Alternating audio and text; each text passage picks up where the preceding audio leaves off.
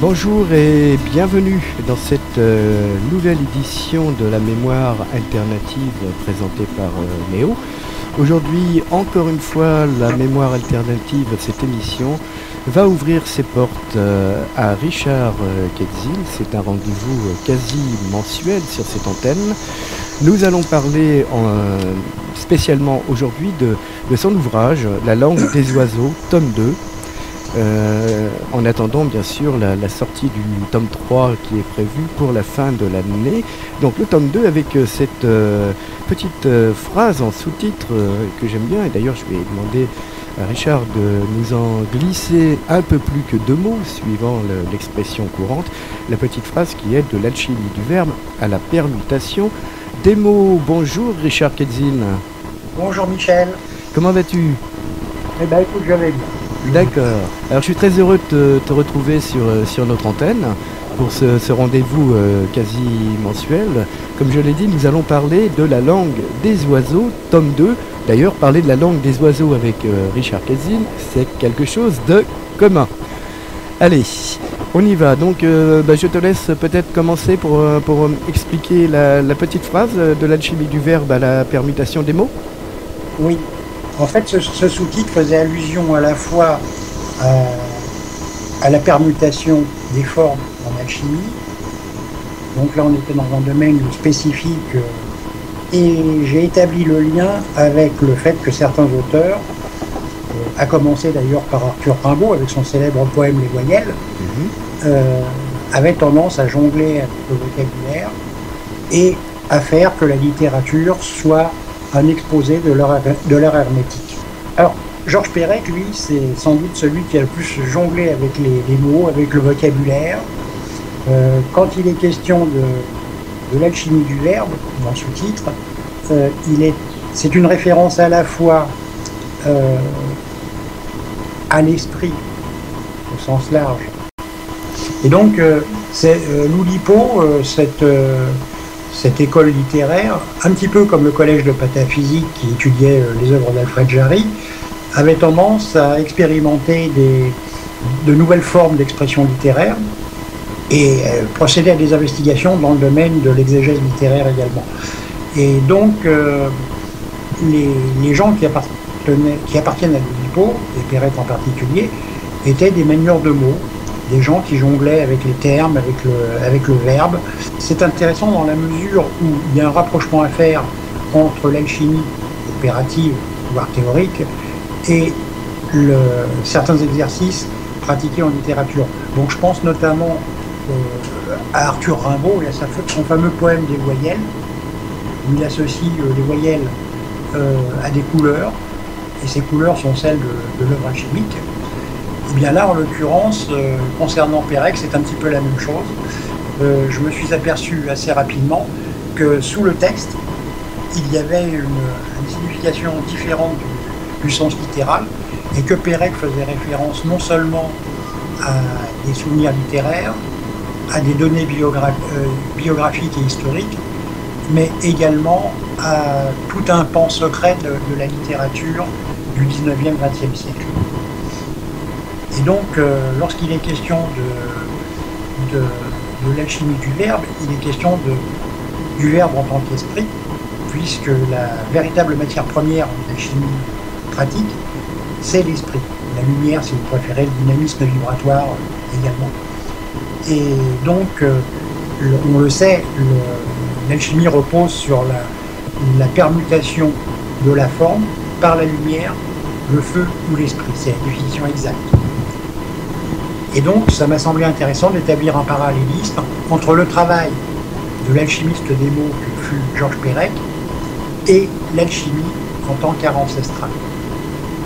Cela étant dit, il faut que je revienne un petit peu sur la genèse de la langue des oiseaux. La rédaction du premier tome remonte à peu près 16 ans. À l'époque, j'étais en train de travailler sur ce sujet qui me passionnait en tant que... Bon, moi, j'ai un parcours qui est un parcours, je dirais, en littérature généraliste, internationale. Et puis très jeune, à 20 ans, je me suis aperçu que je ne trouvais plus ma pâture, je m'ennuyais un petit peu. Donc je suis allé voir ailleurs, je suis allé voir du côté de l'ésotérisme, enfin de l'occultisme pour commencer, l'occultisme la papa, hein, celui du 19e siècle, avec des gens comme Papus, Eliphas Lévy, etc., Stanislas de Gaëta. Et puis très vite, j'ai abandonné ce domaine parce que je me suis aperçu que ça n'allait pas très loin. J'étais prêt à abandonner ce type de recherche lorsque je suis tombé sur ce qu'on appelle les textes alchimiques. Et là, je me suis aperçu que c'était le vison de l'ésotérisme. Il y avait des choses très intéressantes qui rejoignaient les philosophies anciennes, la métaphysique en général. Et donc, à l'époque, mon projet, c'était surtout de travailler sur la littérature ancienne, à partir de la littérature grecque notamment, et de remonter les siècles, en expliquant que la plupart des auteurs qui étaient des gens ayant commis des œuvres à portée universelle, avaient écrit des textes à différents niveaux. C'est-à-dire qu'il y avait un sens littéral que tout le monde connaît, c'est la lecture basique qui consiste à lire un texte et puis à pas aller chercher plus loin. Et je me suis aperçu que en dessous, dans le domaine de ce qu'on appelle l'infratextuel, sous les mots, sous le sens premier, il y avait une espèce de polysémie qui faisait que ces textes étaient compréhensibles à des niveaux totalement différents. Alors c'était vrai pour des gens comme Homère, comme Rabelais beaucoup plus tard, comme Cyrano de Bergerac, l'auteur qui a inspiré le Rostand, mais également pour toute une frange de la littérature populaire. Et alors à l'époque, moi je travaillais sur Maurice Leblanc, qui est un auteur populaire et on ne peut plus populaire, mais je travaillais également sur Alfred Jarry, qui lui est nettement moins connu du grand public, et sur Raymond Roussel, qui à l'époque n'était pas du tout connu, sauf de la part d'un petit cénacle. Roussel, il faut dire qu'il est né en 1877, mort en 1933, et en plus c'était un fils à papa, fils d'agent de change, millionnaire, dont tout le monde pensait qu'il était un petit peu fou, on le classait d'ailleurs comme fou littéraire. Et puis, donc je me suis aperçu qu'il y avait des liens entre ces œuvres différentes. Et puis, je fréquentais beaucoup la Table d'Émeraude, qui était le haut lieu à l'époque, au quartier latin, de l'ésotérisme et notamment de la chimie. La boutique, à l'époque, était tenue par mon ami Bernard Renaud de la Favrie, qui depuis est devenu éditeur chez Derby. Et Bernard est un érudit, donc on avait des échanges, on rencontrait les gens de l'époque qui gravitaient autour d'Eugène Cranselier, lequel se disait être le seul élève de Fulcani, l'alchimiste connu sous le nom de Fulcani, mais bien d'autres également qui fréquentaient cette boutique. Et Bernard publiait à l'époque aussi une revue qui s'appelait La Tour des philosophes, dans laquelle un personnage qui utilise un pseudonyme, André Coagati, avait publié une série de textes sur Cervantes et Don Quichotte. Et bien des années plus tard, André Coagati a repris ces textes dans un livre qu'il a fait publier aux éditions de la Table d'Émeraude, texte qui s'appelait La chevalerie errante. Et dans La chevalerie errante, il a été le premier à établir des liens très précis entre les deux ouvrages signés Fulcani, l'œuvre de Raymond Roussel et également La vie mode d'emploi de Georges Perec. C'est ce qui avait attiré mon attention à l'époque. Donc j'ai relu Perec à la lumière de ce que disait mon frère. Et puis entre-temps, j'ai rencontré un personnage qui est devenu un ami depuis, Jean-Philippe Malaplate.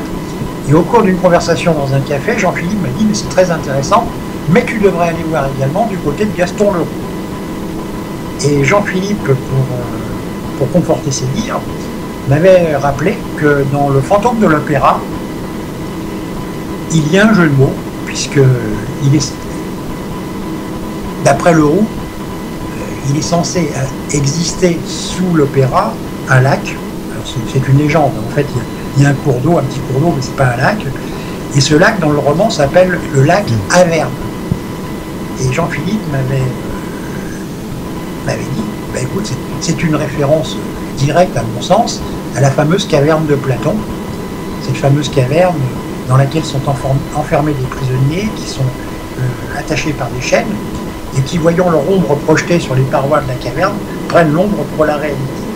Donc ce mythe de la caverne platonicien, c'est un mythe qui a trait en fait à la notion de réalité subjective et au fait que le monde soit illusoire.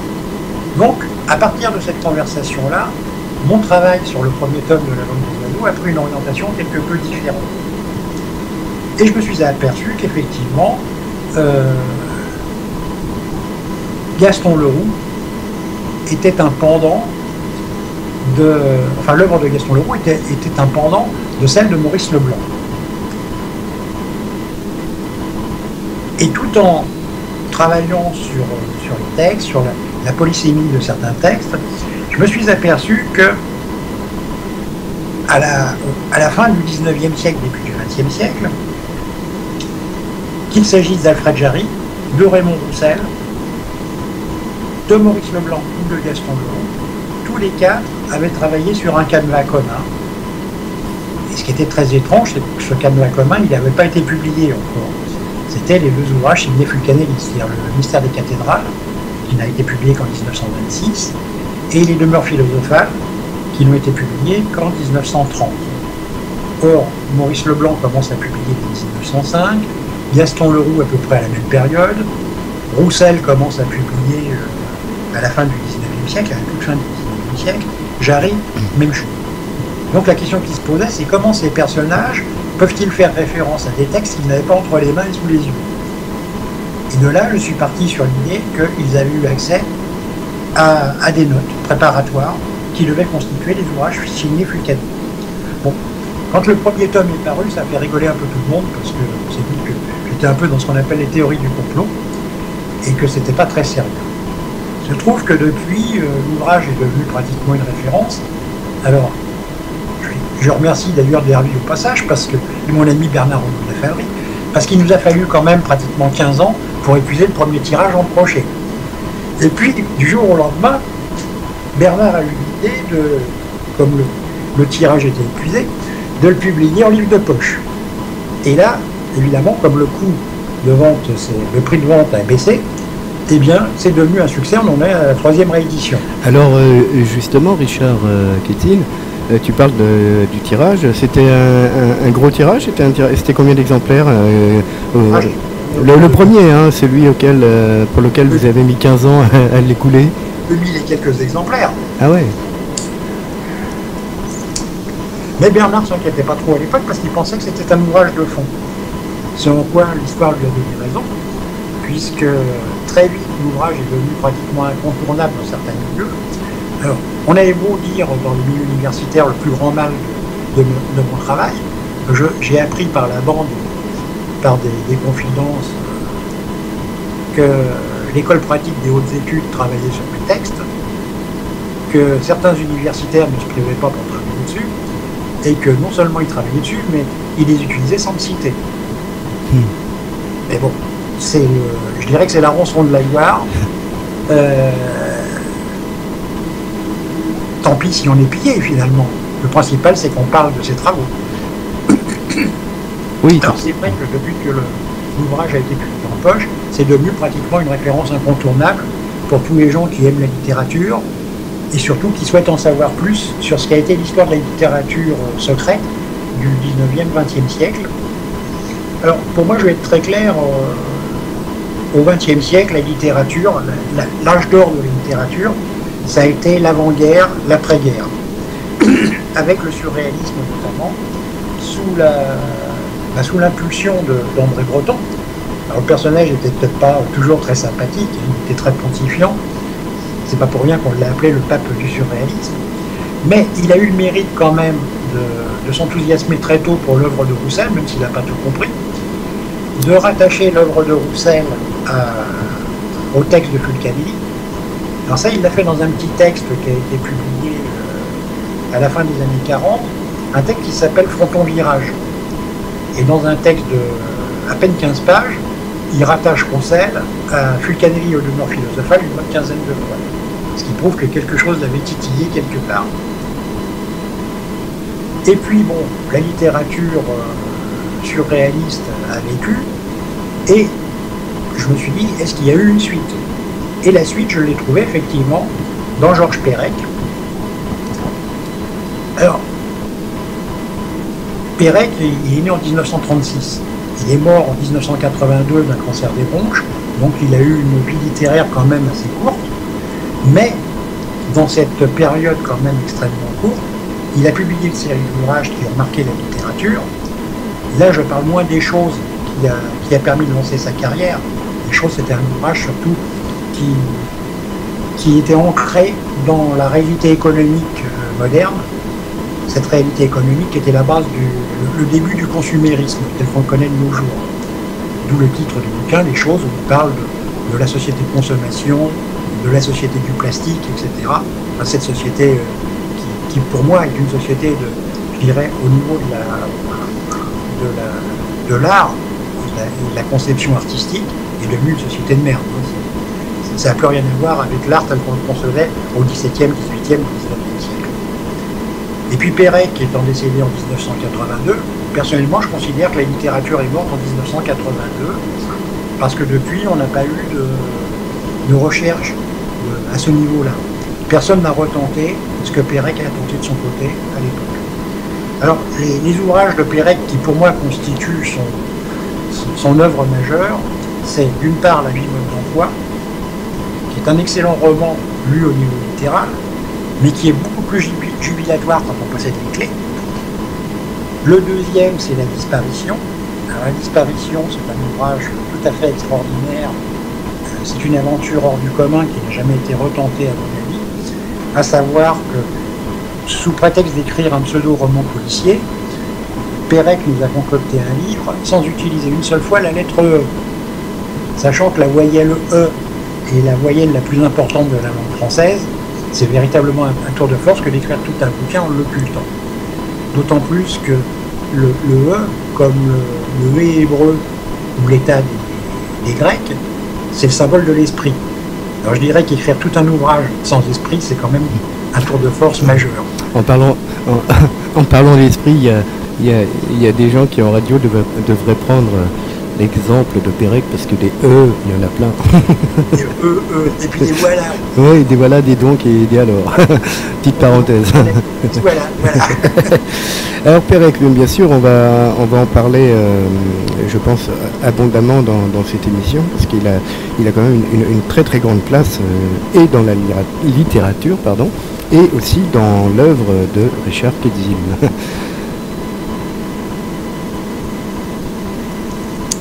Oui, Richard. Oui, donc j'évoquais La disparition. Il existe un troisième livre qui est très important, mais nettement moins commenté. C'est son livre posthume qui s'appelle 53 jours. Oui, alors justement, ça c'est très bien, puisque je l'avais mis dans mes notes, et je voulais que tu m'en dises un petit mot. Alors voilà, comme ça l'enchaînement il est fait. Effectivement, c'est un roman. Hein. C'est un roman. Alors c'est un roman avec une mise en abîme. Là aussi, c'est vraiment absolument génial. C'est un tour de force littéraire, puisque c'est du roman dans le roman. Ça fait un peu comme ces toiles où on voit un peintre en train de peindre une scène qui le représente lui-même, et la toile est reproduite à l'infini, par une sorte d'effet miroir. Eh bien, le roman de Perec, c'est ça. C'est-à-dire que on part d'une histoire policière avec un manuscrit qui traite d'une chapelle, d'une crypte, etc. Et on retrouve ça décliné à différents niveaux. Alors on est à la fois dans une réalité, une pseudo-réalité et des fictions, l'ouvrage d'ailleurs comporte en ouverture une série de mots qui sont alignés les uns sous les autres. Ah oui, alors l'ouvrage La disparition, ça tourne aussi autour de la Chartreuse. Pourquoi la Chartreuse? Parce que le titre du roman de Perec, 53 jours, fait référence au temps qu'aurait mis Stendhal pour écrire La Chartreuse de Paris. D'accord. Et on retrouve d'ailleurs dans le livre une phrase qui revient comme un leitmotiv. Un roman, c'est un miroir qu'on promène le long d'un chemin, etc. Et donc, le 53 jours s'ouvre sur une série de mots qui sont ajoutés les uns sous les autres. Alors on y trouve lamentation, calligraphie, sèche-cheveux, sacher madoc, mitrailleuse, reader digest, caricatural, intemporel, footballeuse, homme temps courte, quelque chose fort de France. Et si on lit en diagonale, eh bien, le L de lamentation, le A de calligraphie, et ainsi de suite, nous livre un mot qui est la Chartreuse. Ah d'accord. Donc on s'aperçoit que déjà il livre la clé de son bouquin. Il faut le trouver Mais, aussi. Hein. À côté de ça tout le monde l'avait vu. Donc à ce niveau-là, pas de nouveau du côté de Richard Quetzil, il n'a fait que reprendre ce qui avait été vu, découvert, largement comme on. En revanche, ce que personne n'a vu, c'est qu'il y a une deuxième série de mots. Résurrection, stéganographie, taille-crayon, robe-grillet, kaléidoscope, hebdomadaire, paroxystique, métaphysique, océanographe, champ d'Ernagor, je ne sais quoi, Salt Lake City.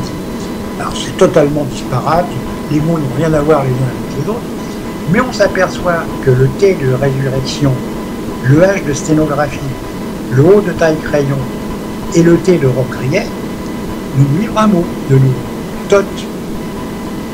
Sachant que Thoth, c'est le dieu lune égyptien, c'est le dieu inventeur de l'alphabet, d'après la mythologie, que Thoth est devenu Hermès chez les Grecs et Mercure chez les Latins. Donc comment Georges Perec pouvait-il mieux indiquer à ses lecteurs que son livre était un livre codé qui avait trait à l'alchimie, qu'en indiquant Thoth par voie de lecture transversale de cette série de mots. D'une part, il renvoyait à la Lune, qui est le grand arcane de l'alchimie, sans la Lune on ne fait rien dans ce domaine-là. Dans un deuxième domaine, Hermès, l'art hermétique, c'est l'alchimie. Quant à la matière première, si mystérieuse dans le traité, elle est bien dénommée notre Mercure. Mercure étant mis pour l'esprit saint des catholiques si on préfère. Voilà. Ceci étant pour situer un petit peu le contexte de l'œuvre péréquienne. Ce qui est un petit peu dommage, c'est qu'il est mort avant d'avoir véritablement terminé 53 jours, ce qui fait que même quand j'ai travaillé sur cette partie de son œuvre, j'ai été contraint de travailler sur les notes qui avaient été publiées à la fin du livre et qui donnent une idée de ce qu'aurait pu être ce chef-d'œuvre une fois terminé. Alors il faut dire qu'on va de rebondissement en rebondissement parce que ce bouquin policier avec des mises en abîme devait se poursuivre avec une histoire de résistants, de collabos, etc. Et tout ça, ça renvoyait à des éléments qui avaient trait à l'histoire de la littérature du 19e, 20e siècle. C'était des clins d'œil très appuyés à l'œuvre de Raymond Roussel. Je rappelle d'ailleurs que Perec était un admirateur de Raymond Roussel bien avant que celui-ci soit à la mode. Alors de nos jours, il est à la mode sous l'effet d'un certain snobisme, mais quand Perec était très jeune, il y avait dire que les surréalistes qui en parlaient, c'est-à-dire des gens comme Breton, que j'ai cité tout à l'heure, ou Paul Éluard, ou Robert Desnos, qui était un grand admirateur de l'œuvre Roussel. Alors, est-ce que l'on peut dire aujourd'hui que Perec est quand même connu on va dire du grand public ou d'un certain grand public? Alors, il est connu, oui, notamment pour la mode d'emploi et la disparition, parce que tout le monde sait maintenant, enfin plus ou moins, que ce qu'on appelle l'art du lipogramme, c'est ce qu'a utilisé Perec dans la disparition, c'est-à-dire qu'il a occulté une lettre, il a écrit tout un bouquin sans la lettre E. Il a fait la même chose d'ailleurs avec les revenantes, où là il y a des E, mais il n'y a pas les autres voyelles. Donc, il y en a mais d'autres, les remplacés par des E. C'est un espèce de complément finalement. C'est pas un complément, c'est une façon appuyée de dire voilà ce que j'ai fait, voilà à quoi je vous renvoie. Surtout, prenez pas le texte au sens littéral. Alors, j'ai eu l'occasion de fréquenter une seule fois l'association des amis de Georges Perec à Jussieu. Et il y avait Marcel Benabou qui avait connu Perec à l'époque. Mais je suis pas sûr que Benabou ait eu le droit aux confessions du grand Georges. Et alors quand je leur ai dit que quand on voulait comprendre l'œuvre d'un auteur, il fallait avant tout savoir ce qu'il disait, et que c'était pas forcément ce qu'il avait dans sa bibliothèque qui faisait preuve, j'ai évoqué, je leur ai dit j'étais sûr qu'il avait lu le mystère des cathédrales et les mœurs philosophales, d'autant plus qu'il faut savoir que Perec avait une formation de documentaliste. Donc c'était quelqu'un qui était très érudit, qui cherchait un petit peu dans le coin.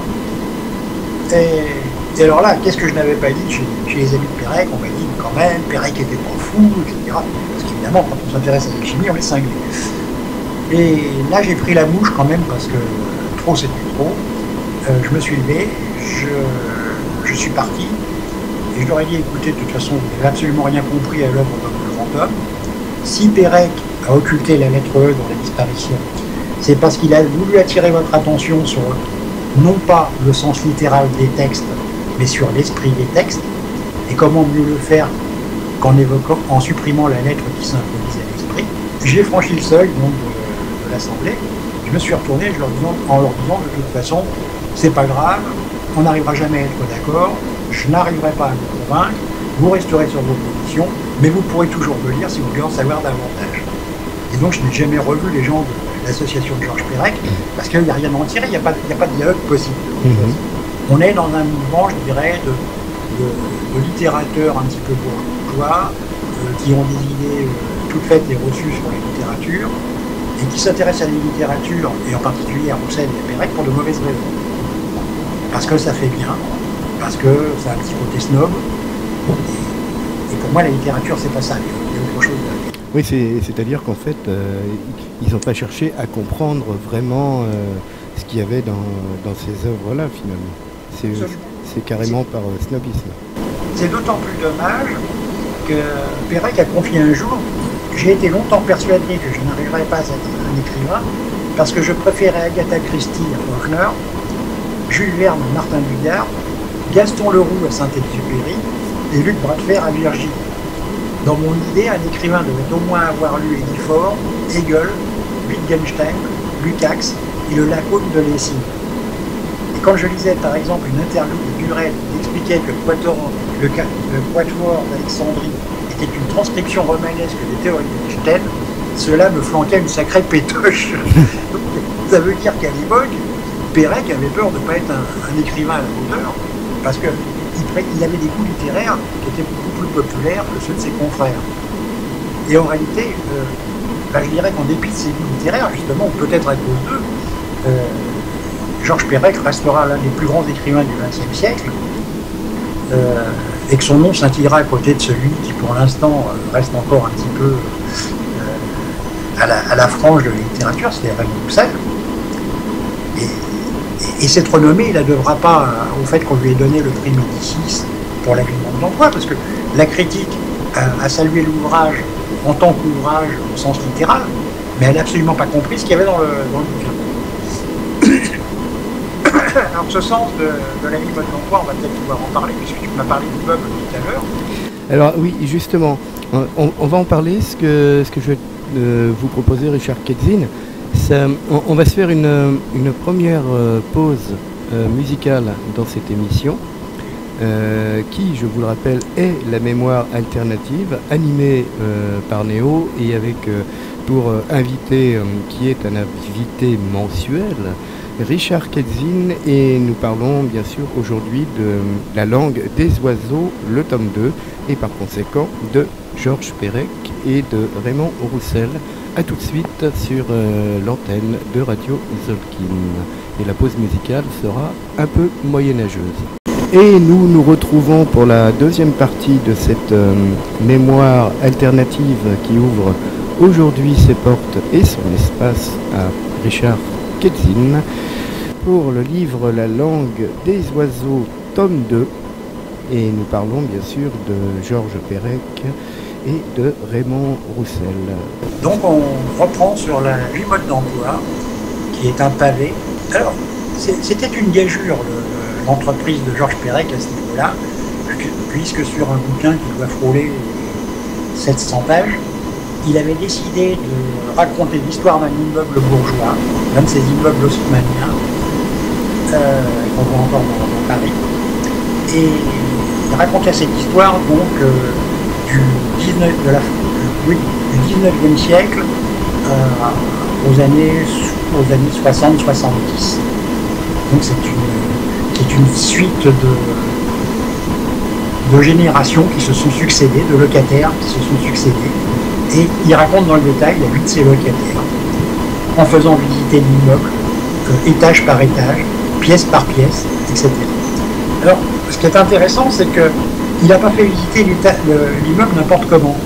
Il l'a fait visiter en utilisant ce qu'on appelle aux échecs le déplacement du cavalier. C'est-à-dire que le cavalier, on sait qu'aux échecs, il se déplace par une case sur le côté, donc en équerre. Et c'est le saut du cavalier qui lui permet, sur un plan, de visiter telle pièce plutôt que telle autre. Alors il visite toutes ces pièces sauf une, qu'il ne visite qu'à la fin, dans la conclusion. C'est les toilettes qui se trouvent à l'étage. Parce qu'à l'époque, il n'y avait pas les toilettes dans tous les appartements. à certains niveaux, il y avait des toilettes communes qui se trouvaient sur le panier. Bon, tout ça, ça a un rôle à jouer dans l'œuvre de Pérec. Alors ce qui est intéressant, c'est que le livre s'ouvre sur une citation de Jules Verne, qui était le grand homme de Bruxelles, lui-même était le grand homme de Pérec. C'est une citation qui est extraite de Michel Strogoff. C'est le moment où Michel Strogoff subit le supplice de l'aveuglement. Et ensuite, il va être obligé de se bander les yeux, parce qu'il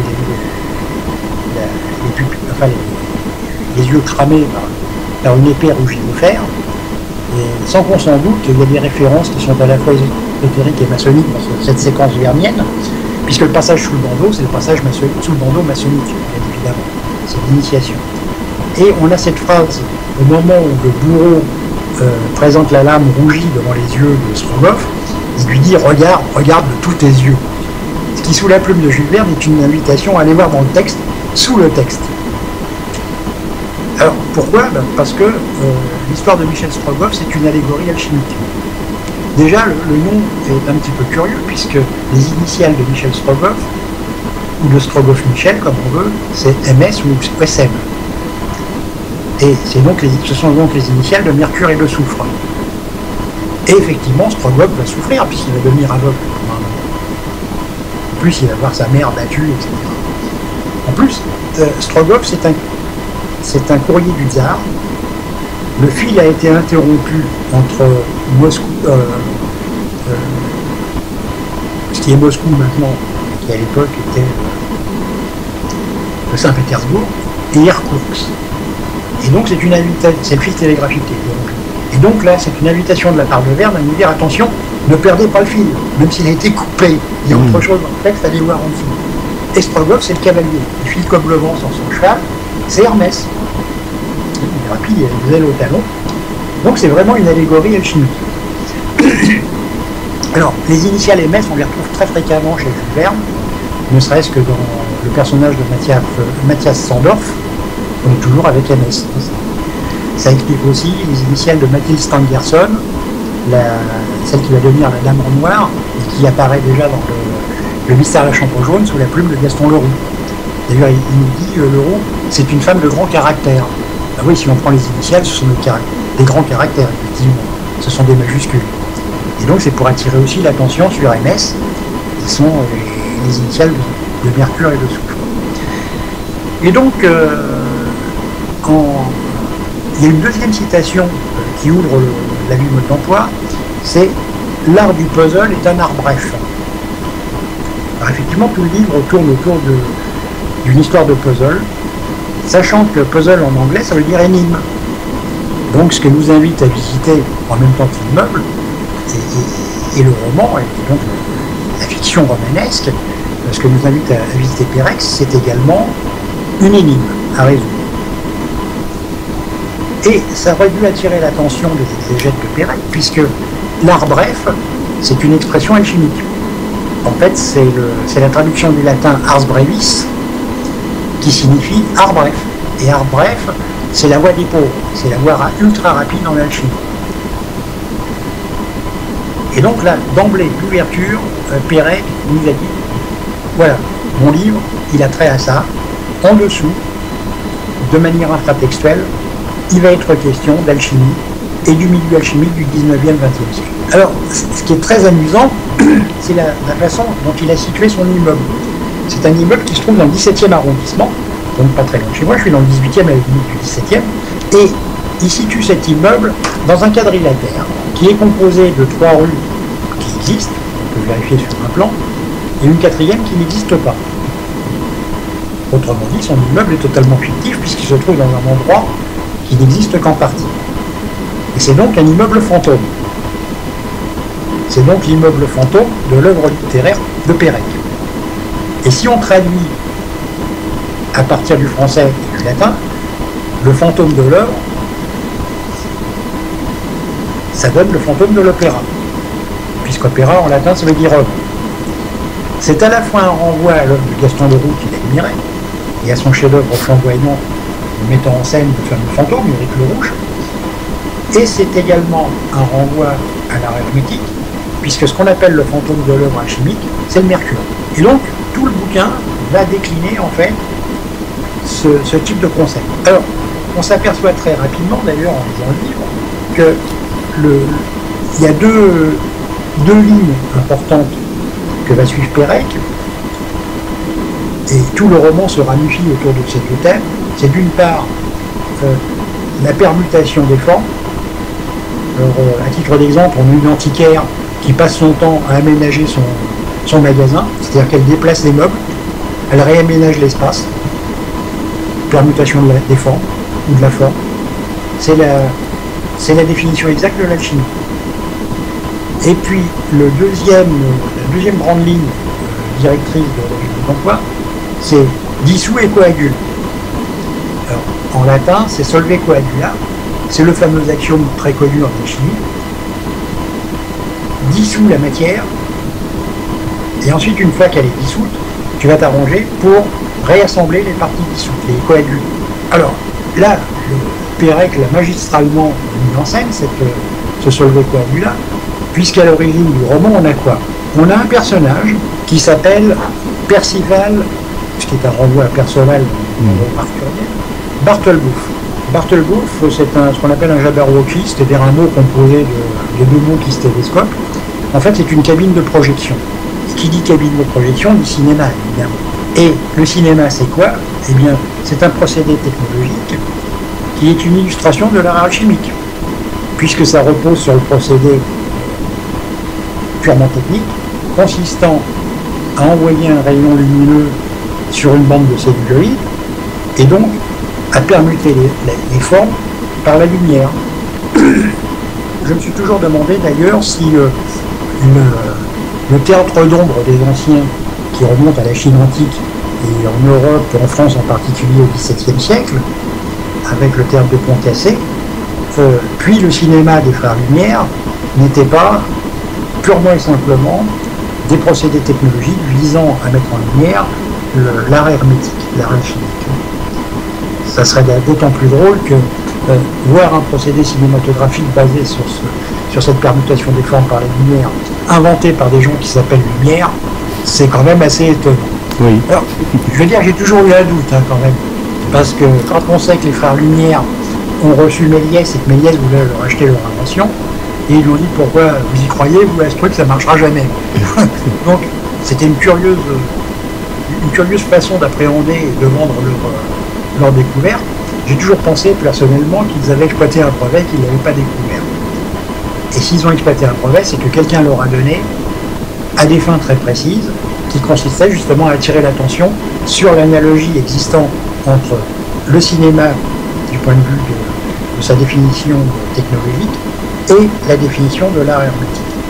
Donc on est toujours dans le milieu de la fin du 19e, début du 20e siècle, dans ce milieu qui est à la fois celui des grands chevaliers d'industrie, de la nouvelle science, et ses évolutions, et des alchimistes, des derniers grands alchimistes français. Donc ce personnage, Bartlebouff, c'est un personnage qui est un peu curieux, c'est un dilettante, il est très riche, il n'a rien à foutre, il décide de s'occuper, et il se prend de passion pour la peinture, pour les aquarelles. Il va donc commencer à dessiner des marines, des paysages marins. Et puis, il se met en tête d'en fabriquer 500, ce qui est quand même pas rien. Une fois qu'il a terminé sa toile, il a confié à un faiseur de puzzle. Il lui dit voilà, vous découpez la toile en puzzle. Le mec lui découpe sa toile. Et puis, à charge pour Bartlebouff ensuite de recomposer, de coaguler ce qui a été dissous. Solver coagulable toujours. Donc il va refaire son puzzle. Et puis une fois que le puzzle est fait, il redétruit la toile, la composition, il fait laver la toile et il la réutilise. Donc on est toujours dans une illustration du solvay coagula, dissous coagule. Et Bartlebouff va passer toute sa vie à faire des puzzles jusqu'à sa mort. Et là, comme le personnage à qui il s'est adressé pour lui fabriquer ses puzzles en a ras la touffe, Philippe il n'en peut plus de faire des puzzles, ça l'emmerde au maximum, il décide de porter les stockades. Et lors des derniers puzzles, il fait une découpe aléatoire en se disant Bartlebouf, il va se planter. Il va pas réussir à mettre les pièces, mettre la touche finale à son puzzle, à reconstituer correctement. Et effectivement, il se trouve qu'à la fin, alors que Bartlebouf est devenu pratiquement aveugle, on ne voit pratiquement plus ce qu'il est en train de faire, il met une pièce, il s'aperçoit que sur le fond du puzzle, il y a une pièce qui devrait avoir la forme de X, la forme de la lettre X, qui est le symbole de la lumière. Bon, chez Polytechnique, ils ont adopté le X en tant que symbole aussi, c'est le symbole de la lumière de la connaissance. Et Bartlebouf, il reste avec une pièce dans les mains, et c'est pas une pièce en forme de X, c'est une pièce en forme de W. Et W, c'est l'initiale de Winkler à qui il a confié le soin de faire les puzzles. Et alors là, il y a un jeu de mots pas du tout politiquement ou sociologiquement correct, parce que si on traduit bien, sachant que le X, c'était le qui des Grecs, eh bien, on peut traduire la conclusion de la vie de Bartlebouf et de ce dernier, et de la fabrication de ce dernier puzzle, comme il ne lui reste plus que la lettre X, eh bien, il l'a dans le trou du qui. Donc Winkler, il a mis dans le trou du qui. Bon, c'est pas du tout politiquement correct, mais moi j'ai trouvé ça très drôle. Ah, ça pourrait... C'est du grand péril. Ça pourrait être drôle, oui, c'est drôle. D'autant plus que le roman comporte 99 chapitres. Et en toute logique, alors la clé, elle est livrée par une petite fille qui mange le coin d'un petit beurre-lu. Et elle imprime la trace de ses dents. Donc la trace des dents, quand elle mord le petit coin du petit U, ça fait un C. Et ce petit U, il peut plus être, qui était Q au départ, c'est UL. UL pour U à l'envers et C pour la trace des dents de la petite fille, et ben il peut plus être que l'U. Alors ça c'est le grand péril aussi. Et donc l'épilogue, en toute logique, devrait être numéroté 100. Et c'est pas par hasard si Winkler, qui est devenu un flottant, est traîné dans la dernière pièce, celle qui n'a jamais été visitée à la fin du livre. Ce sont les WC, WC, on retrouve les deux lettres en question, et l'initiale du nom de Winkler et le C de la trace des dents de la petite fille qui a mordu dans son petit biscuit. Et il faut savoir que chez les anciens, le sang, c'était le mot qui désignait les toilettes au fond du jardin. La petite cabane au fond du jardin. Ouais. La petite chanteur, mais celle de nos campagnes. Et si tu t'en souviens, parce qu'on appartient à la même génération, sur cette cabane au fond du jardin, il y avait dessiné sur la porte un losange. Ouais, je me souviens bien. Ouais. Et ce losange, c'est un rhombe. Alors ce rhombe, on le voit passer justement dans l'œuvre de Fulcani. On nous explique que c'est un haut losanger et que les Grecs en avaient fait le symbole de... Ils lui donnaient la signification de en détour, en cachette, quelque chose qui était secret. Et d'ailleurs le terme latrine, qui rejoint cette histoire de sang et de toilette, ça vient c'est un jeu de mots aussi sur l'atra, qui désignait chez les Grecs les assemblées d'initiés. Donc c'est tout ça, c'est surtout cet ensemble de connaissances qu'a joué Pérec à l'époque pour écrire sa vie de mode d'emploi, qui est véritablement un chef-d'œuvre. Ça peut se lire comme un roman normal, on y prend le plus grand plaisir, mais ça peut également se lire comme un ouvrage et montrer à l'histoire de l'alchimie moderne, donc fin du 19e, du 20e. Donc ça retrace également ce qui a été le milieu fulcanien, le milieu de la littérature de l'époque, et également la théorie d'alchimie. Alors, Richard Ketzin, j'aimerais vous citer il y a une phrase que j'ai bien aimée dans votre livre, au chapitre 4, la mémoire et l'oubli, donc on revient sur la langue des oiseaux, tome 2. J'aime beaucoup cette phrase. Le propre de la mémoire humaine est à la fois de se souvenir et d'oublier, et cette double faculté nous permet tour à tour de cultiver une certaine fidélité envers ce que nous avons aimé et de censurer ce qui nous a laissé des bleus à l'âme, ce qui nous a blessés. J'aime bien cette phrase. Tu sais, ça fait partie de ces phrases qui me sont venues, je dirais, dans... Oui, c'était un peu une petite parenthèse pour revenir un peu sur le livre aussi, la langue des oiseaux, mais c'est vrai que quand j'ai lu cette phrase, ça m'a tout de suite percuté, si j'ose dire.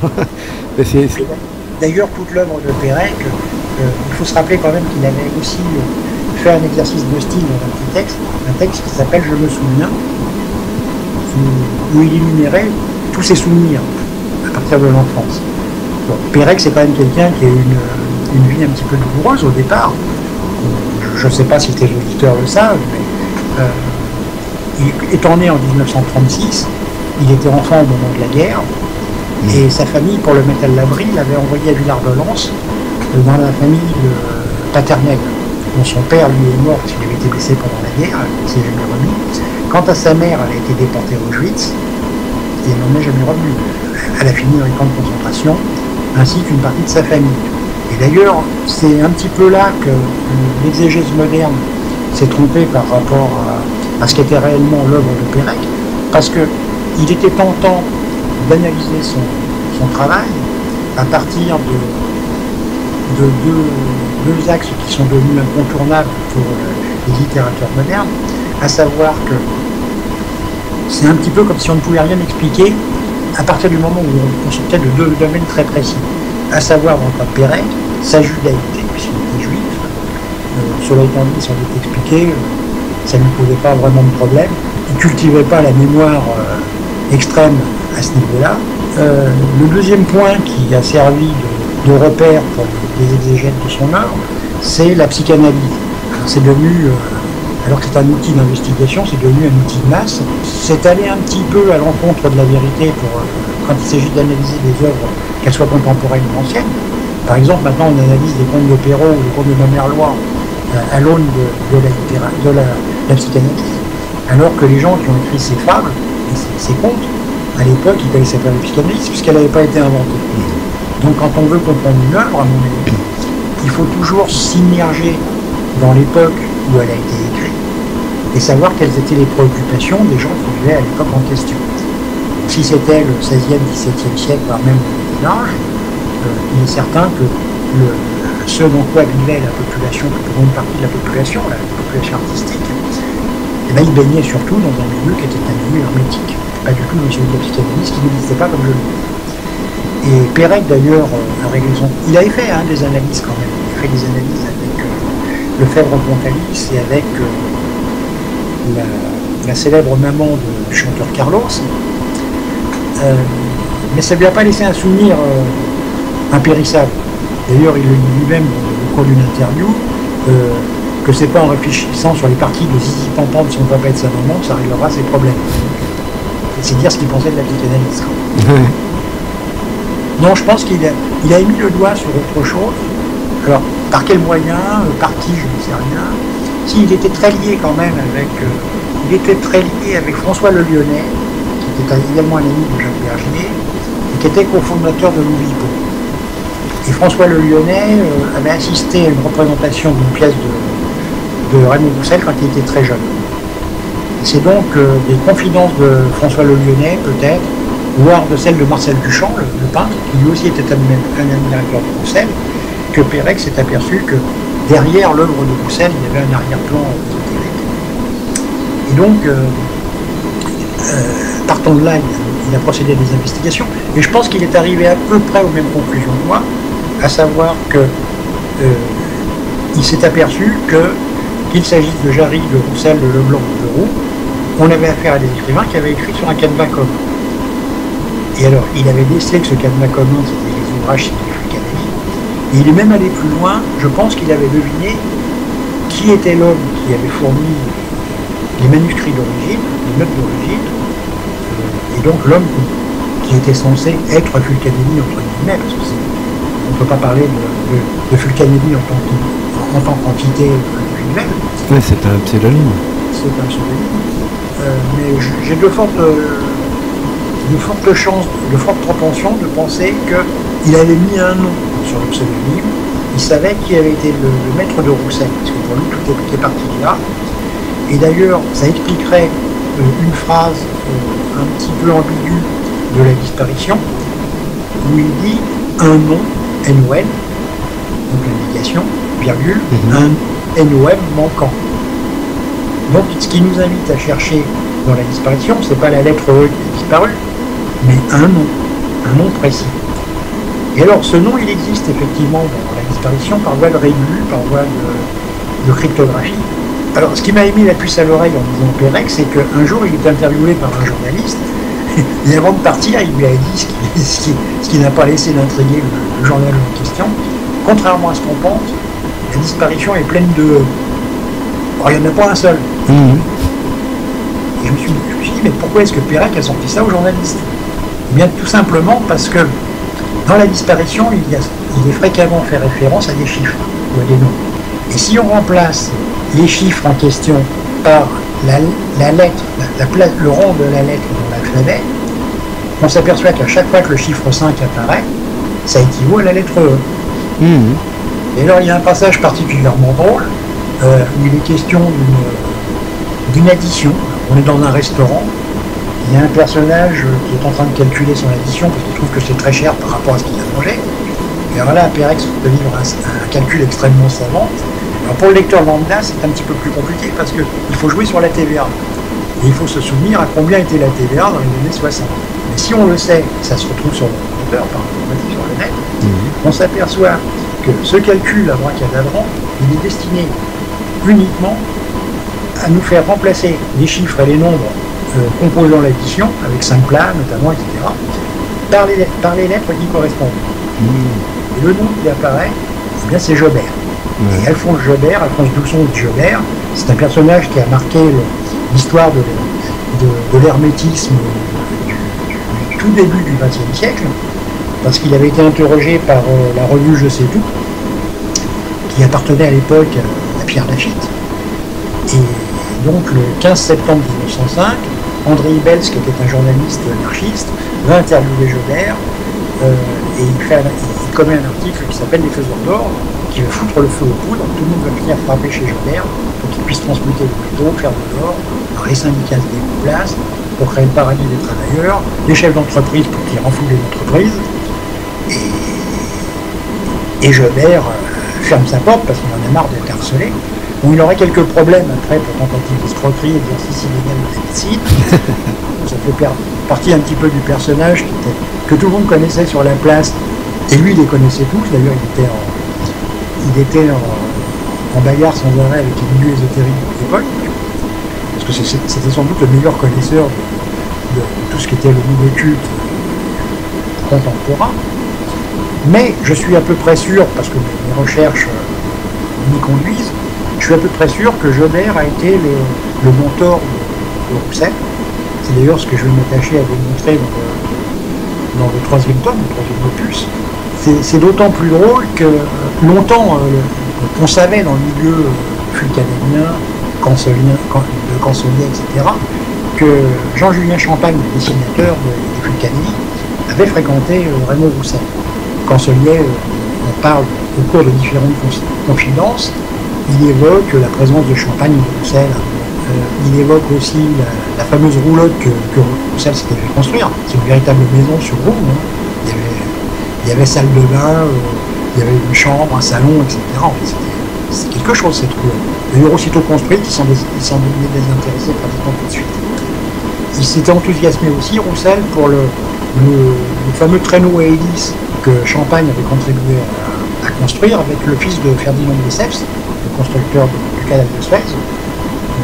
Bertrand de Lesseps était passionné de moteur explosion et il avait donc construit ce traîneau à hélice avec Champagne.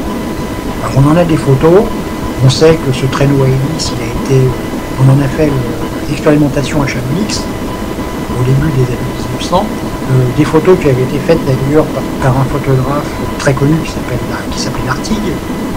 Et le fils Lartigue expliquait effectivement dans une interview que Bertrand de Lesseps non seulement était passionné par les moteurs d'explosion, mais se passionnait aussi pour la chimie et la pierre philosophale. Donc ça corroborait tout ce que le milieu véhiculait à l'époque et qui faisait rire par contre le milieu littéraire bien pensant. Et il y a de cela 2 ans, je crois, l'un de mes confrères a acheté à prix d'or une lettre Alors cette lettre, elle date de 1906 et elle émane de Pierre Dujol de Valois. Pierre Dujol de Valois, pour tes auditeurs ne le savent pas forcément, c'était un descendant de Valois Médicis, donc de Catherine de Médicis. C'était une famille qui avait été... les Valois, ils auraient dû régner à la place d'Henri IV, et puis ils ont été spoliés du trône. Et donc la lignée s'est perpétuée jusqu'à Pierre Dujol, qui était à Nouvelle-Réunion. Et Pierre Dujol, il a trempé dans l'histoire de la rédaction de Fulcani, il a fourni ses fichiers historiques. Toute la partie sur la langue des oiseaux, sur les enseignes, etc., c'est des matériaux Pierre Dujol. Et donc dans la lettre de Pierre Dujol, cette lettre de Pierre Dujol, elle est adressée à Raymond Roussel. Et on y apprend que Roussel a décidé de ne plus participer à la rédaction des ouvrages qui devront donner les deux Fulcanés. Pour une raison X, apparemment, il se désolidarise du projet en 1906. Mais on y apprend également qu'il était en possession des notes depuis 9 ans, c'est-à-dire 1897.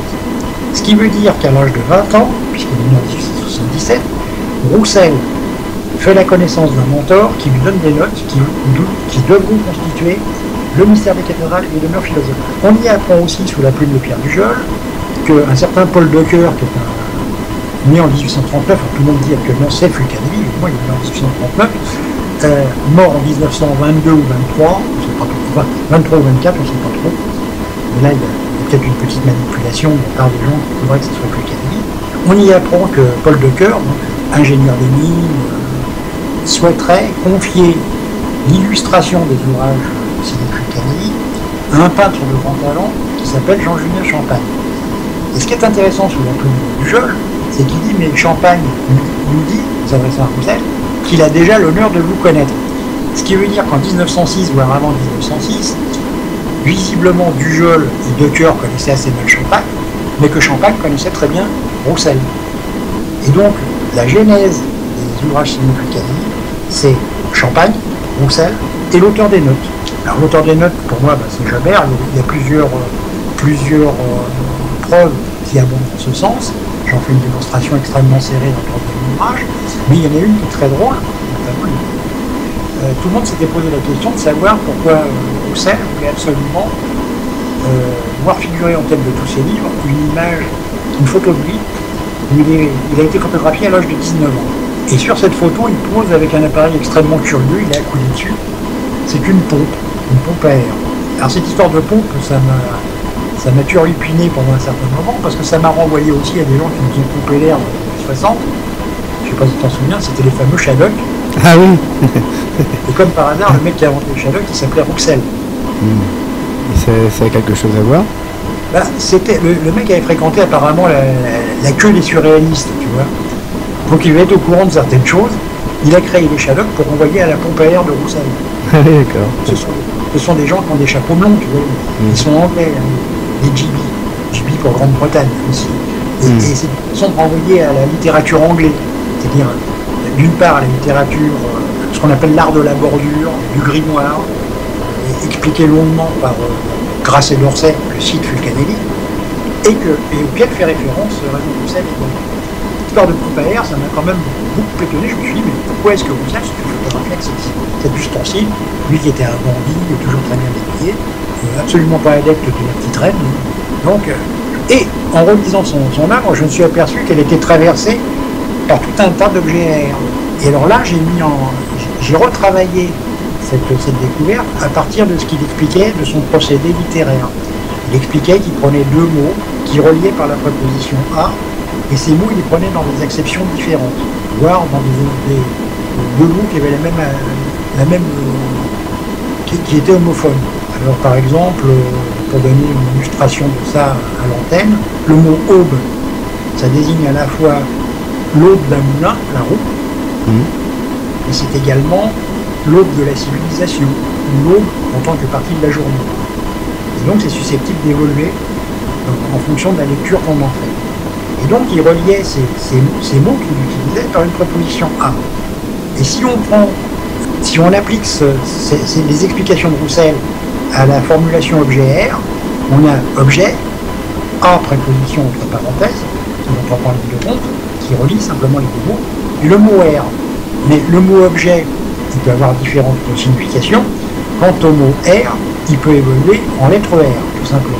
Donc on a objet, A, lettre R. Si on prend toutes les lettres du mot objet et la lettre R, c'est l'anagramme de Joubert. D'accord. C'est donc la raison pour laquelle Roussel s'est fait photographier avec cette pompe. C'est la raison pour laquelle il a mis autant d'objets R dans son œuvre. C'était tout simplement pour attirer l'attention sur son mentor, sur l'homme qui lui a fourni une œuvre destinée à composer des fulcanides. Alors, Richard Ketzin, nous en arrivons au terme de la deuxième partie, déjà. Nous allons faire une deuxième pause musicale.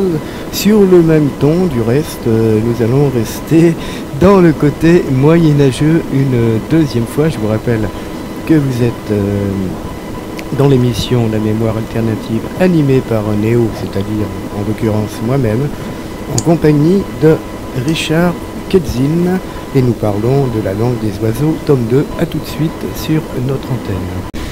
Et on se retrouve pour la troisième partie de cette émission Mémoire Alternative animée par Néo, avec pour invité aujourd'hui, encore une fois et pas pour la dernière, Richard Ketzin, La langue des oiseaux, tome 2, on évoque Pérec, on évoque Roussel, et à propos de Roussel, Richard va nous parler d'un certain voyage en Asie qu'il a fait en 1927, Richard. Oui, alors ce voyage, Roussel l'a entrepris parce qu'il était passionné par l'œuvre de Pierre Loti. Pour les gens de notre génération, ça parle peut-être pas tellement, mais Loti avait été l'auteur d'un best-seller. Il était question d'une certaine Asiadé, une femme qui vivait dans un harem, où en fait il a été victime d'une mystification. Ce sont deux femmes d'un certain niveau social qui à l'époque avaient décidé de mystifier et lui faire croire qu'il avait eu accès aux confidences de dames qui vivaient dans un harem. Et en fait c'était vraiment une plaisanterie. Et ce qui est très curieux, c'est qu'en consultant le fonds d'archives des papiers personnels que Roussel a transmis à la Bibliothèque nationale, post-mortem, parce qu'il les a reçus très tardivement, ces papiers personnels, on s'aperçoit que dans cet héritage, il y a une photo de Pierre Loti. Alors, Roussel, visiblement, n'avait plus tout à fait la même position sur le personnage, puisqu'il avait rayé d'un trait de plume rageusement la photo en question, et il avait affublé Pierre Loti d'une paire d'oreilles d'armes. Alors je ne sais pas les motifs qui ont engendré cette réaction. Je pense que est-ce qu'il avait compris que à travers Asiadé, en fait c'est un roman à clé, Loti, sous prétexte de lui parler d'une femme qui vivait dans un harem, aurait mis en scène l'un de ses amants, puisque Loti était à voile et amateur. Et d'ailleurs, quand Clémenceau, qui l'avait reçu en une occasion, Clémenceau appelait Loti la tata. C'est dire l'opinion qu'il pouvait avoir du personnage. Alors c'est vrai qu'il était calamistré, maquillé, il avait les oreilles percées, enfin, et puis ça on le verra dans le troisième tome, parce que je n'ai plus que l'aborder dans le tome 2 qui était surtout consacré à Pérec, avec une ouverture sur Raymond Roussel pour préparer le troisième tome, pour que les lecteurs ne soient pas tout à fait perdus. Il y a une chose qui est sûre, c'est que au cours de ce périple en Asie, Roussel continue à correspondre avec sa maîtresse de façade, Charlotte Dufresne, dont c'était pas le vrai nom d'ailleurs, elle s'appelait Frédé. C'est lui qui l'avait obligé à changer de nom, pour des raisons que j'expliquerai, qui sont d'ordre ésotérique, alchimique, que j'expliquerai dans le tome 3. Là, c'est grandiose, il y a de grands moments de rire en préparation. Parce que Roussel n'était pas seulement un pince sans rire, à mon avis c'était un pense sans rire. Toujours est-il qu'au cours de ce voyage, il correspond avec sa maîtresse, et je me suis aperçu que les cartes postales qu'il lui adressait, qui étaient d'ailleurs très tendres, ce qui prouve qu'ils avaient peut-être des relations qui étaient pas seulement de façade. Je pense que ça a réellement été son ami de cœur. On s'aperçoit que leur correspondance, elle est en fait codée. Il y a des choses un peu bizarres qui apparaissent, notamment Il est parti également de l'Australie à l'époque. Il dit j'ai mangé des huîtres parce que on peut le faire. Vous savez tu sais que la bonne saison c'est les mois sans air. Alors c'est totalement faux puisqu'on sait tous que la bonne saison pour manger des crustacés c'est les mois en air justement. Bah oui. Donc il est en train de nous parler de l'envers des choses. C'est ce qui me fait dire que de toute façon toute cette correspondance était codée et elle, apparemment, elle était parfaitement au courant de ce qui tramait. D'ailleurs, elle ne l'a jamais avoué, elle est morte dans la plus grande discrétion beaucoup plus tard, à la fin des années 60. Elle est morte pratiquement dans la misère, même si Roussel l'avait dotée d'une pension qui s'est amenuisée au fil des ans. Et je suppose que l'exécuteur testamentaire de Roussel n'a pas réévalué la pension et qui s'en foutait absolument. Alors bon, moi je trouve que les auditeurs sont pas censés le savoir, parce que j'en ai pas parlé, mais je suis très ami d'une part avec le petit-fils de Gaston Leroux, qui est un ingénieur, qui bizarrement ne sait pas grand-chose de son grand-père, parce que son grand-père était très secret. Et je suis très ami aussi avec le descendant de Raymond Roussel. Alors là je vais faire bondir les Rousseliens. Quel descendant, il n'était pas marié, etc. Oui, non, sauf que les gens que je connais sont les descendants de sa famille maternelle. Ce qui est très intéressant, puisque j'espère que c'est des gens que peut-être tu auras l'occasion de nous amener sur notre antenne. Alors, je ne sais pas si ça pourra se faire, parce que je connais très bien les parents, je connais très bien le fils, qui est à l'origine d'une campagne pour rétablir Raymond Roussel dans sa grandeur. Il est très attaché à l'œuvre de son aïeul, même s'il n'avait pas compris du tout de ce qu'il sait. Sauf que j'ai fait leur connaissance au cours d'une conférence improvisée qui devait durer une demi-heure. Et cette conférence était organisée à l'occasion de la remise par un de nos amis communs, le peintre, d'une toile, d'un portrait de Raymond Roussel. Et alors, notre ami peintre, Benoît Pinjot, avait fait un tableau de Roussel dans des tons extrêmement agressifs, qui ne sont pas sans rappeler l'étoile de Warhol. Si tu peux te rapprocher un peu du micro. Oui, je suis proche, je m'entends. Ah bon, d'accord, vas-y. Et donc, elles sont assez proches de l'étoile de Warhol, et il avait été jusqu'à glisser un hippocampe dans la cravate de Roussel. L'hippocampe, il a son rôle à jouer, et chez Roussel, et chez Fulcanelli, et dans la vie de Montoine, Georges Perec. On n'a pas eu le temps d'en parler, on en parlera dans notre émission. Et donc, c'est au cours de cette remise de tableau, commandée par le descendant de Roussel, que j'ai été amené à faire cette conférence. Elle devait durer une demi-heure, elle a duré 1h30. Je leur ai évoqué ce qu'on a évoqué le 6 mai, et à la sortie, les parents du commanditaire de la toile sont venus me voir en disant que c'était très intéressant. Je leur ai dit que c'était un petit peu compliqué, ça m'a dû surprendre. Non, pas du tout, c'était extrêmement intéressant, c'était très clair, et donc on a sympathisé. Et je suis resté en contact avec leur fils. Là maintenant, il est au courant de l'évolution du projet, il sait que la biographie de son aïeul va sortir, il suit les travaux de façon très régulière. Je n'hésite pas d'ailleurs à lui envoyer des chapitres entiers dès que je trouve des choses intéressantes à lui communiquer.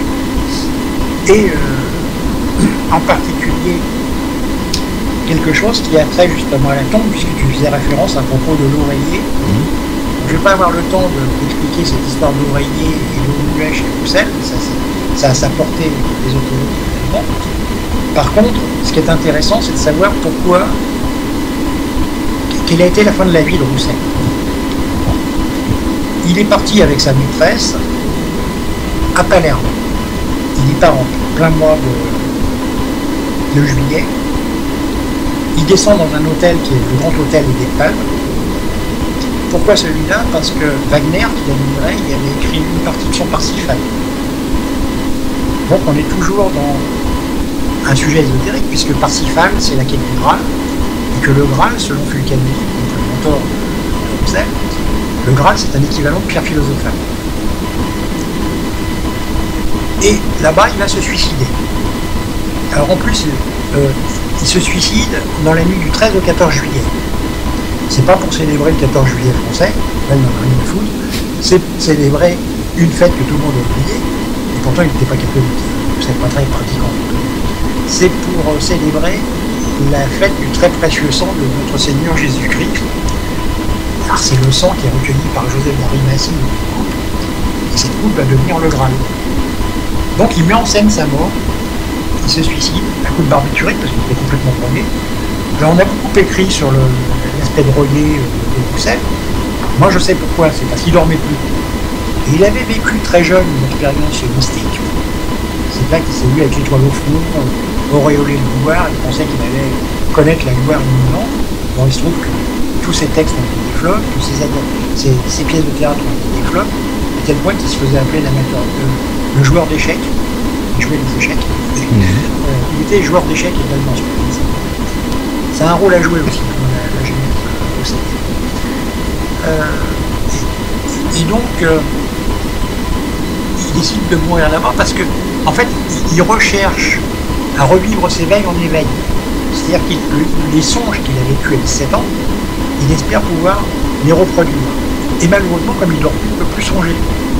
Donc il va se bourrer de barbiturique pour essayer d'obtenir le même état. Alors, il obtient des états euphoriques. D'ailleurs, Charlotte tient le compte de tous les médicaments qu'il prenait. C'était une véritable armoire ambulante de pharmacie.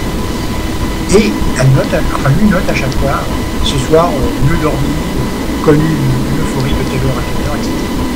Et puis, bon, il est resté. Il va mourir d'une overdose. Accident, pas accident, on ne sait pas très bien. Et puis là, je vais livrer quand même une avant-première. C'est que s'il est allé mourir en Sicile, c'est pas anodin. Là aussi, il désirait attirer l'attention sur ce qui avait suscité son œuvre. Il faut savoir qu'en Sicile, il existe des petits volcans de boue qu'on appelle des vulcanéries. C'est des typologies de vulcanes. Donc en allant mourir en Sicile, il attirait l'attention sur les raisons qui avaient motivé son œuvre, sur la genèse de son œuvre et sur le pseudonyme utilisé par son mentor. Et alors,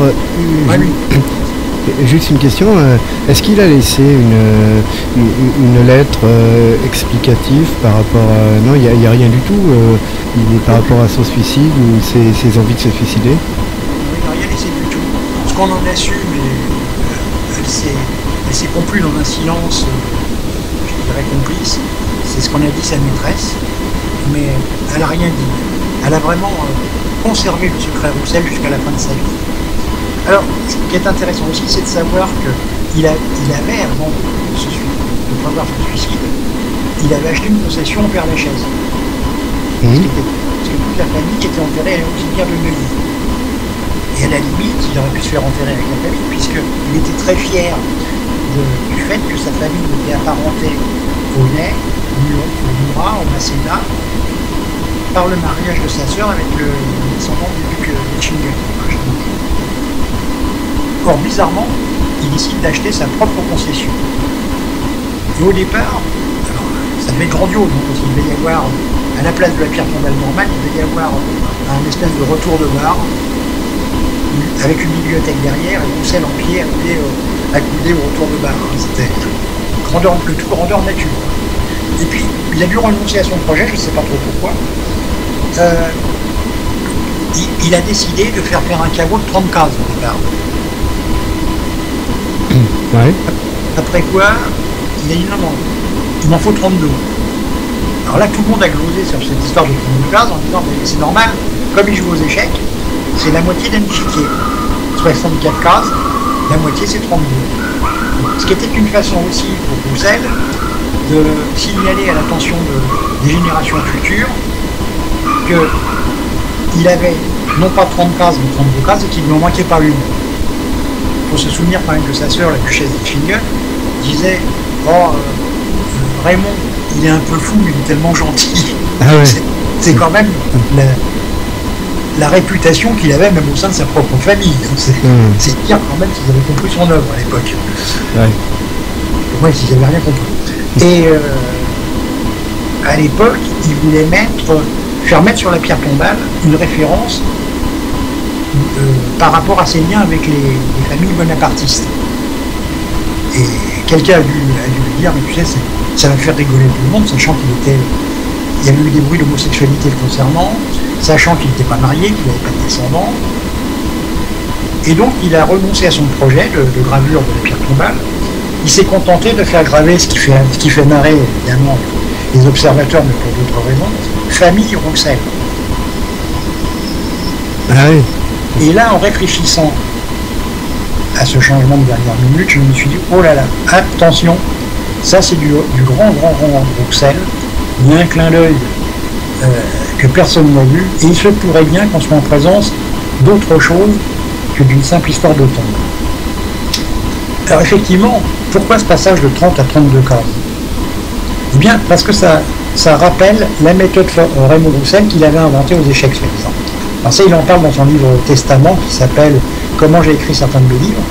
Il y a la formule Raymond Roussel qui est exposée par Tarkowler, qui était l'un des grands du monde échiquier de l'époque. Et Roussel explique qu'on peut arriver aux maths uniquement en coordonnant le travail de deux pièces qui sont le cavalier et le fou. Sachant que dans sa démonstration, ça n'a rien à voir avec les échecs, je suis même très dubitatif sur le résultat, mais en revanche, tout se passe dans les 32 dernières cases d'un échiquier, puisque le roi adverse est tout seul, il est acculé dans un coin. On a le fou qui symbolise Roussel, tout le monde le disait, il était fou, c'est un fou littéraire. Et on a le cavalier, qui est son mentor, l'homme qui a signé la Nicocorde, c'était Pierre Fulcanelli. Donc c'est une mise en situation de ce qu'a été sa vie par l'intermédiaire du jeu d'échecs. Et alors si on pousse les choses à l'extrême, sur cet échiquier finalement il reste que deux pièces, le fou et le cavalier. Et on peut se demander si dans les 32 cases du tombeau, Roussel n'avait pas réservé sa propre place, qui occupait l'une des deux cases rajoutées, et s'il n'a pas fait rapatrier les restes de son mentor dans sa tombe. Alors ça, c'est une hypothèse que j'ai fournie également à la famille. Bon, personne ne le saura jamais, parce que je ne pense pas qu'on puisse le savoir par l'intermédiaire du cimetière des Pères-Lachaise, et je ne pense pas que la famille tienne à faire une exhumation des corps. Mais je pense que ça semble être la volonté testamentaire de Roussel, c'est-à-dire que le seul homme qui représentait sa famille de cœur, c'était son mentor, l'homme qui lui a sauvé la vie quand il était très jeune. Alors, il lui a sauvé la vie de deux façons différentes. Peut-être parce qu'il était en déprime, mais également, et c'est possible, parce que j'ai toute raison de croire que Roussel était présent lors d'un dramatique fait divers qui s'est déroulé en 1897. Je vais parler de l'incendie du bazar de la Charité, où il y a eu quand même pratiquement 300 victimes. Toute l'intelligentsia, toute l'aristocratie européenne était décimée, en grande partie, suite à un accident de cinématographe. En un quart d'heure, il y avait plus de 290 femmes de leur société qui ont péri dans les flammes. Ça a créé un scandale d'ailleurs parce que le comportement des hommes était en dessous de tout. Ils sont barrés. Ils se sont barrés et ils ont semé les femmes avec une canne. Enfin, je rigole, mais c'est pas marrant quoi. Donc, et je pense qu'il y a un témoignage un peu curieux de Jules Luret, qui était journaliste au Figaro, qui me donne à penser que Roussel était présent avec son mentor, qui était son répétiteur en sciences. Et je pense que c'était Jobert, d'après la description, ça a l'air de coller plus ou moins. Ça expliquerait aussi pourquoi Maurice Leblanc fait intervenir Arsène Lupin sur les lieux de l'incendie du bazar. Il sauve les vies de ses braves femmes et puis ensuite il les dépouille particulièrement. Là, il y a une référence sans doute à cet événement, mais également à Raymond Roussel, sa présence sur les lieux. Donc je pense que Jobert a dû plonger dans les flammes pour sauver son élève. D'après les témoignages qu'on a, il avait déjà reçu dans les bras des femmes en flammes, il avait étouffé les flammes. Ensuite, il s'est précipité à l'intérieur parce qu'il a bien vu ce qui se passait. Bon, il n'y a pas de... Roussel n'en a jamais parlé, mais on sent bien que cette période, c'est une période entourée de silence, une sorte de merta. Alors pour en revenir à cette tombe là au Père-Lachaise de Roussel, de 32 cases, il n'y a rien d'inscrit. En fait, il n'y a pas de nom, il n'y a rien d'inscrit.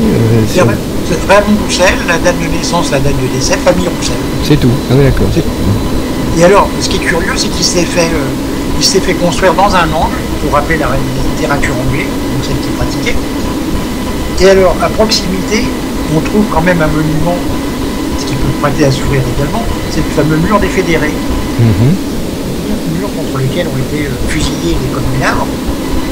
Et alors je me suis toujours demandé si c'était voulu de la part de Roussel. Le connaissant comme je commence à le connaître, je me suis dit qu'il y avait un dernier clin d'œil intéressant, d'autant plus que même si c'était un grand bourgeois dilettante, même s'il était un peu ambigu par rapport aux décorations, etc., on retrouve dans son œuvre des passages où il se montre volontiers libertaire, à l'image de son mentor, qui était un anarchiste convaincu. Et alors, partant de là, je me suis dit, mais attention, est-ce que le fait de faire ériger cette concession à quelques pas du mur des fédérés, dans sa tête, ça ne renvoyait pas à autre chose. Et alors là, effectivement, il faut savoir qu'en alchimie, il y a deux œuvres seulement. Il y a l'œuvre blanc, l'œuvre rouge. L'œuvre noire, c'est une fiction, ça n'existe pas, c'est une phase. C'est la phase de la putréfaction de la matière. Et dans l'esprit de Roussel, la répression de la commune, c'était l'œuvre des Versaillais, donc des royalistes des Blancs, dont le parti était dirigé par Thiers à l'époque, Adolphe Thiers. Et la commune, ça avait été l'œuvre des Rouges. Donc se faire enterrer à proximité de ce qui symbolisait l'œuvre blanc et l'œuvre rouge alchimique, c'était quand même assez téléphoné. Et à mon sens, ça a dû beaucoup lui plaire. Je pense qu'il a vraiment mis ça en scène. Ouais, pourquoi pas, ouais, sûrement. Mais on est vraiment on est dans une mise en scène de son existence et de son œuvre. C'est-à-dire que les deux sont indissociables. Comme chez Georges Perec. Ce qui est intéressant chez Perec, c'est moins... Bon, ce qu'il a écrit est très intéressant, mais si on ne va pas chercher ce qu'il a pu confier à des proches ou à des journalistes, on ne comprendra jamais Perec. Parce que, bien souvent, les écrivains en disent autant dans les conversations que dans leurs écrits. Mais sous couvert, évidemment, de l'ambiguïté du discours. Ça me rappelle d'ailleurs que Roussel avait dit un jour à quelqu'un qui l'a rapporté, mon cerveau est double. Il faut quand même se souvenir que la première œuvre qu'il écrit s'appelle La Doublure. Ce qui est déjà un calembour, puisque double, H-U-R-E, à ce moment-là, c'est la double tête du sanglier. Sachant qu'un vieux sanglier, c'est un solitaire, ce qui pouvait s'appliquer à son mentor, qui était endommagé, et que le jeune sanglier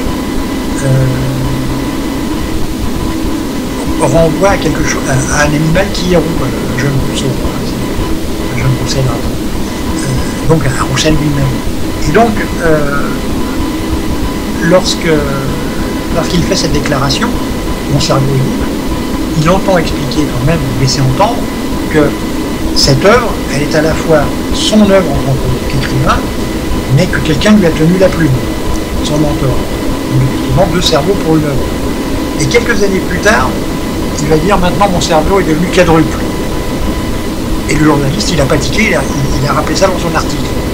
Pourquoi quadruple? Parce qu'à l'époque, le jeu littéraire inauguré par Roussel, c'était augmenté de l'auteur supplémentaire. Jarry, Roussel, Leblanc, Leroux. 4 mains pour une œuvre travaillée sur un même canevas. Donc effectivement, son cerveau est devenu quadruple. Ce qui renvoie d'ailleurs à un passage assez étonnant de Chéri Bibi de Gaston Leroux. Je ne sais pas si les auditeurs s'en souviennent, mais Chéri Bibi, le bagnard en rupture de vent, prend la place de Maxime du Touchet. D'ailleurs, Maxime du Touchet, ça renvoie à une maxime. Du Touchet, c'est l'anagramme de Je sais tout. Donc la fameuse revue où Javert avait donné son interview chez Tout. Sachant que Pierre Lafitte était l'éditeur de Gaston Leroux aussi, et de Maurice Leblanc. Donc on est bien dans le même milieu littéraire. Et donc dans ce passage de Chéri Bibi, on assiste à une permutation des formes, puisque la tête et les mains de Chéri Bibi se retrouvent sur Maxime du Touchet, et que la tête et les mains de Maxime se retrouvent chez Chéri Bibi. D'où l'expression on entend derrière la porte, non, pas les mains, c'est trop douloureux, parce qu'on est en train de lui couper pour lui le remplacer. Et Leroux ajoute à la fin de l'opération, maintenant les mains ne sont plus celles du cerveau. Effectivement, puisqu'on a un cerveau qui qui coordonne les opérations littéraires, et on a 4 mains qui l'exécutent. Donc tout ça, on est toujours dans un jeu littéraire qui se tient à plusieurs niveaux. Tous ces gens se fréquentaient, se connaissaient. Il faut savoir que, par exemple, le neveu de Maurice Leblanc, c'était Marcel Lattès, compositeur de musique. Que Marcel Lattès avait composé une opérette avec Maurice Leblanc, qui était une adaptation d'Arsène Lupin. Or, Lattès était un grand ami de Yves Mirand, avec qui il avait travaillé, qui lui-même était un ami de Gaston Leroux. Et le maître en musique de Marcel Lattès, c'était Louis Diemer. Ce même Louis Diemer qui a été le maître de piano de Raymond Roussel. Donc on est dans le milieu des salons littéraires de l'époque, des salons qui étaient des salons essentiellement tenus par des femmes. Il y avait le salon de Madame Roussel-Mère, Marguerite, mais il y avait également celui de sa grande amie Madame de Mer, il y avait le salon de la princesse Bonaparte, il y avait le salon de Madame de Greffule, etc. Donc toutes ces familles extrêmement huppées de la haute bourgeoisie tenaient salons littéraires et artistiques. Et les gens passaient d'un salon à l'autre, se fréquentaient, etc. Roussel a fréquenté ces salons pendant un certain moment, puis s'en est éloigné.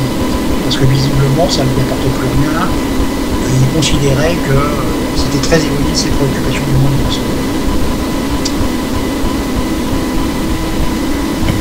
Bien.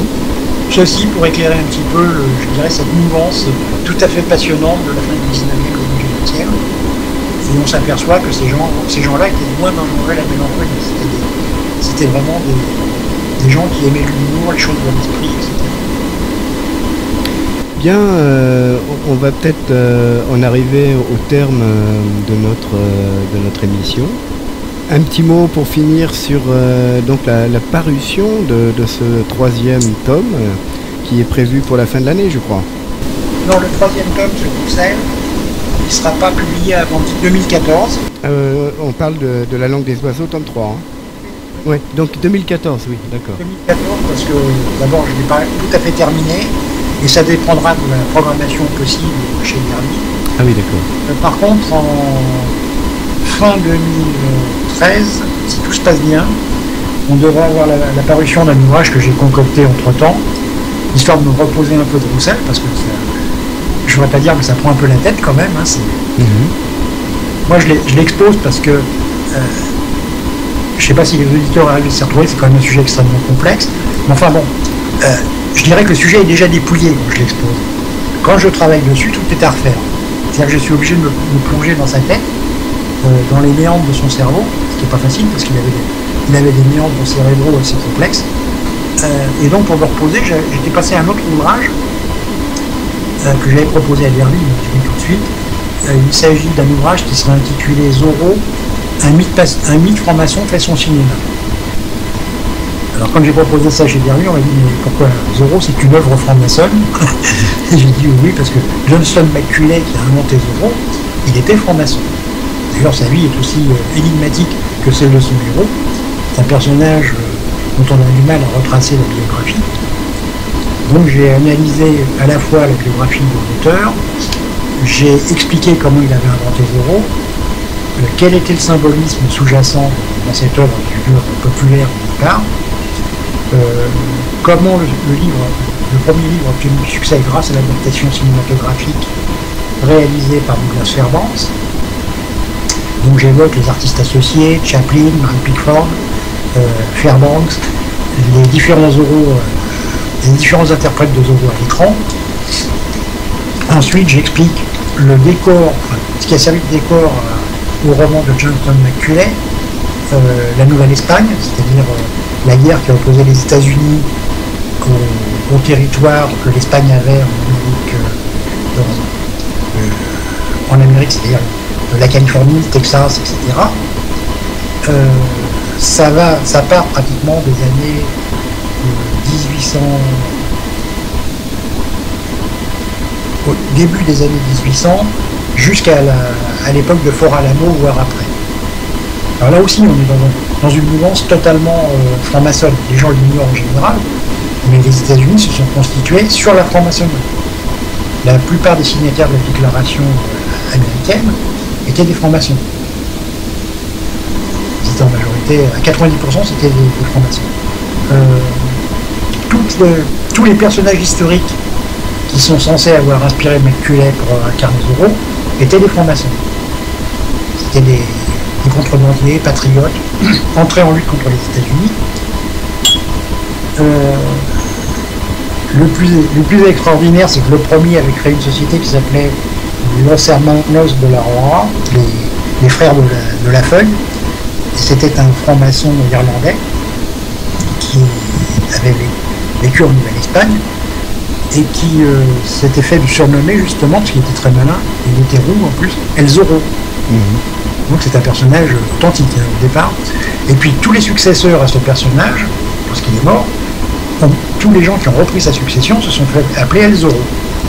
Et ça nous entraîne jusqu'à 1840 et des poussières, où on retrouve à la bataille de Sacramento que les Mexicains ont livré contre les États-Unis. On retrouve un personnage qui était l'ex-dirigeant de cette fraternité. Il est tué lors de la bataille de Sacramento, il a 50 ans à peu près, ce qui correspond à l'âge du personnage dans la série Disney, tout au moins par rapport à la date de naissance évoquée. Et ce personnage historique, qui trouve la mort à Sacramento, s'appelait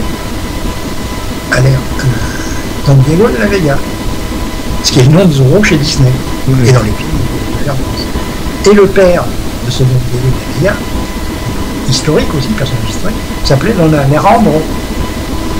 Donc c'est bien le personnage, ce que personne n'avait vu d'ailleurs, qui est censé avoir inspiré le Zorro littéraire et cinématographique.